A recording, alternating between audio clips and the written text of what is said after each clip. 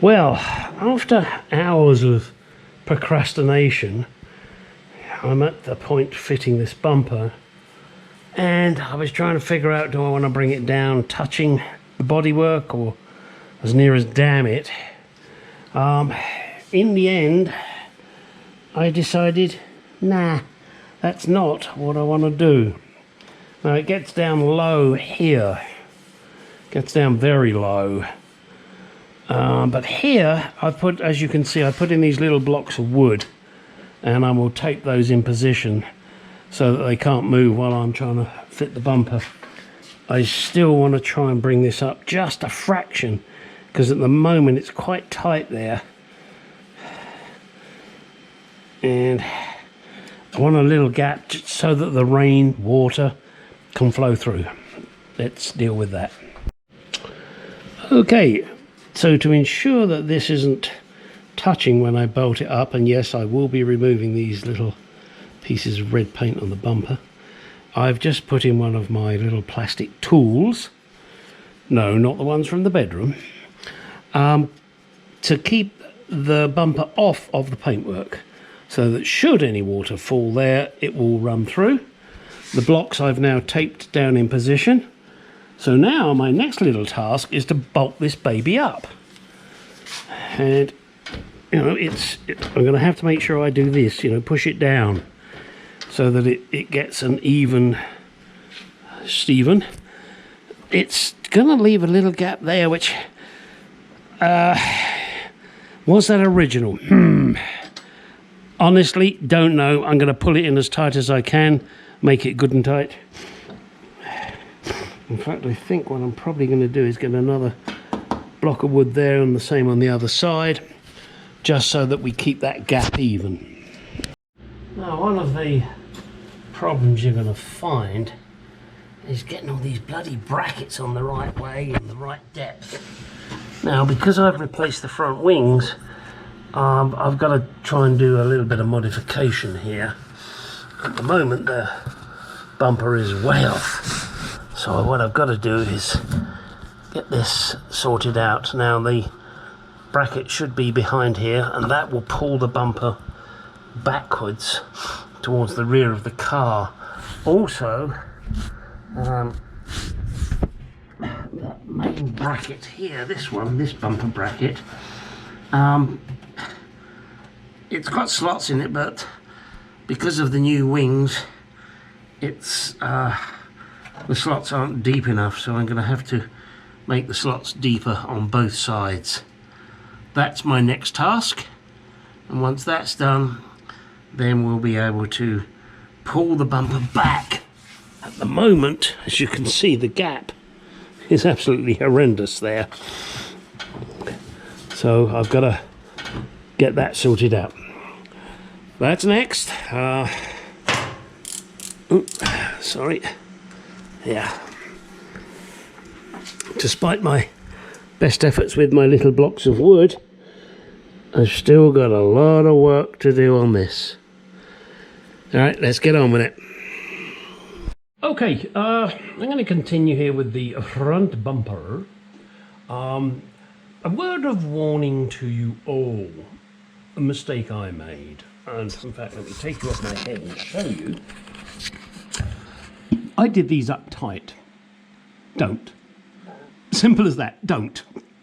Every nut and bolt on this bumper, to get the alignment, do it up finger tight. So, you know, this is, I'm sorry.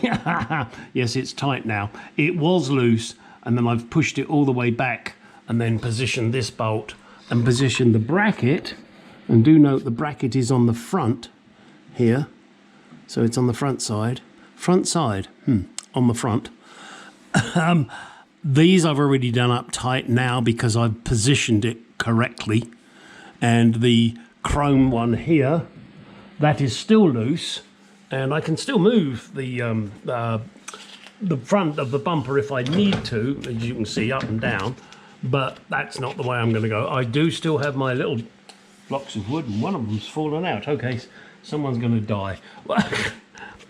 There's a block of wood there. The one there has fallen out. I will find that before I tighten everything up. and that will make things align better. They were never perfectly aligned, you know, let's be honest about it. It was a mass-produced vehicle, so it wasn't perfectly aligned. Now here, oh, my little thingy has fallen out. Let me slide that back in. That way I'm sure that I get at least a little gap here. And the only reason I want that is in case water falls here, then it'll just run through. Water, Arizona. Yeah, probably not going to happen much. So there we are. Oh, there's the block of wood. Oh, look, there's two blocks of wood. They're very disobedient blocks of wood. So you do make sure you train your blocks of wood first. There's one there, one there. And now what I'm going to do is push everything down onto the blocks of wood and tighten the nuts up. Now it's been kind of tricky. Hang on, where's my light gone? Come here, light. And you can see how it is. Okay. And again, yes, these are done up. Those bolts are rather long, but they were what I had, so guess what? That's what gets stayed. What gets stayed. It's what gets put in there. It's a bolt.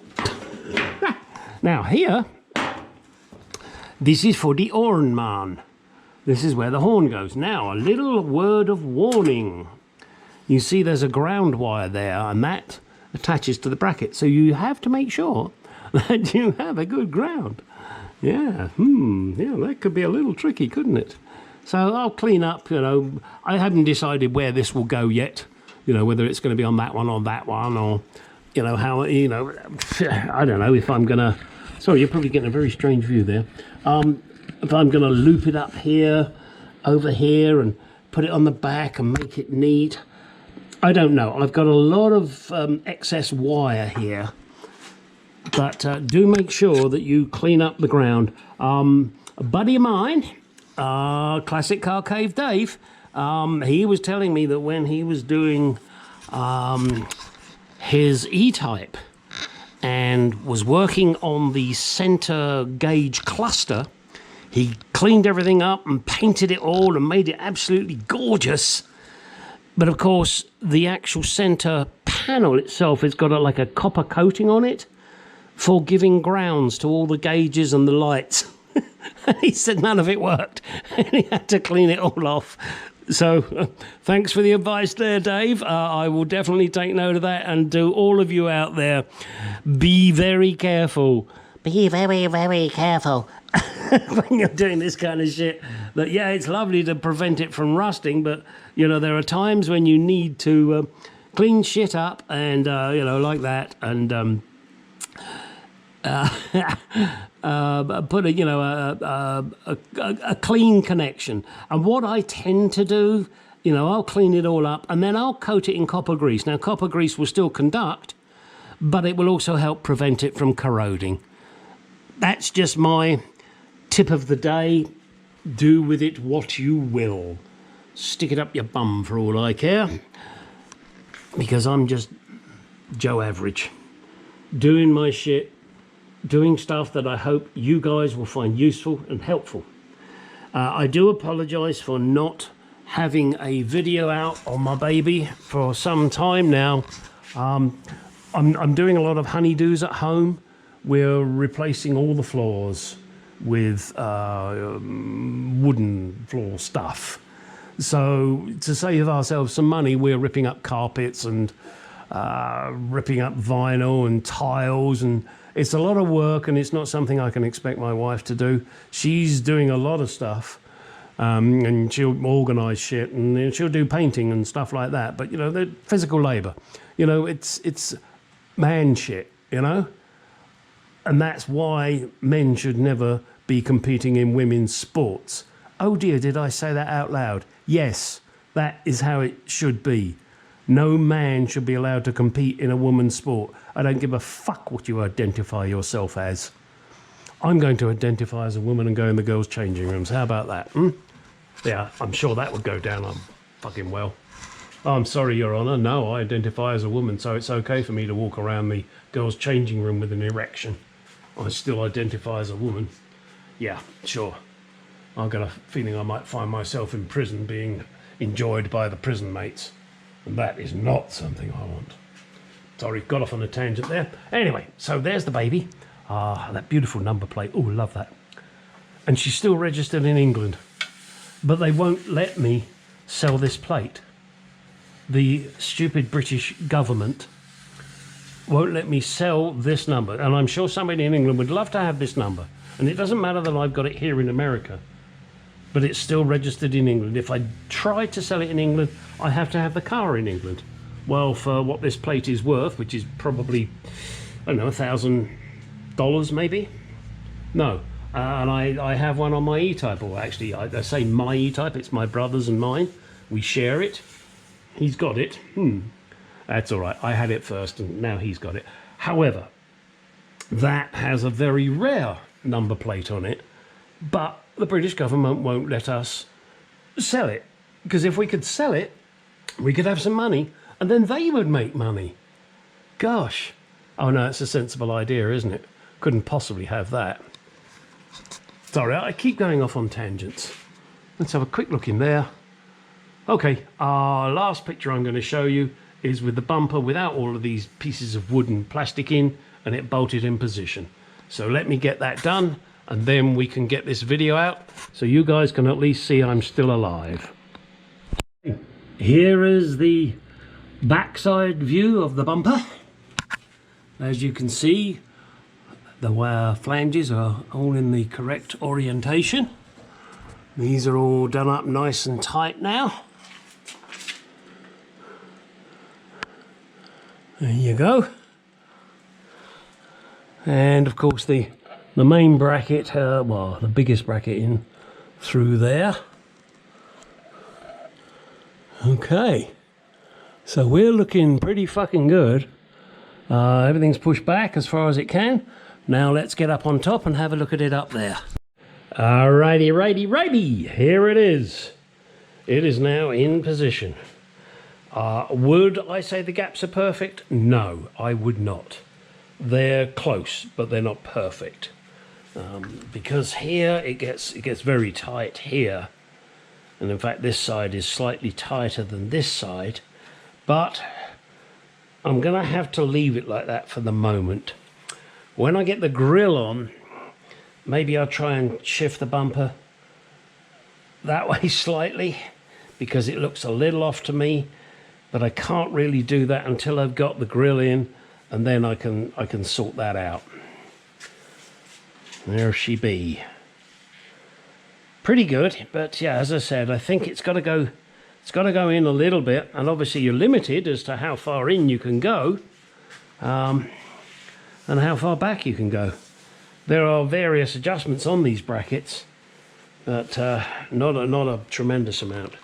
As I said, that's the only concern I have here, is it's probably eighth of an inch, quarter of an inch off. So it'll need to move to the left, but I won't be doing that. I'm not even attempting that until the grille is on, and I can't put the grille on until I'm ready with the radiator and the condenser for the AC, which I have yet to purchase. So if anybody out there watching this knows a great company in America that can build condensers for AC to spec, then please let me know. All right, now get out in the garage and do some shit. Clee will be watching you. Actually, my baby's called Ruby.